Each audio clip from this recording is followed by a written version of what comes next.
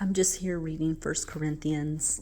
The Lord led me to First Corinthians, and something struck out to me.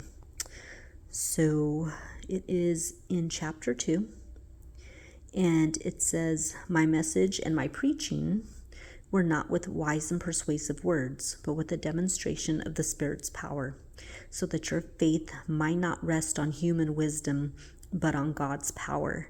And he goes on to say how he didn't preach with eloquent words. You know, we have so many people, so many YouTube pastors, you know, they have eloquent words, they have great messages, but you know, there's nothing like the Holy Spirit leading you and guiding you in your speech and in your preaching, because the faith of others should not rest on human wisdom, as the word says right here, but on God's power.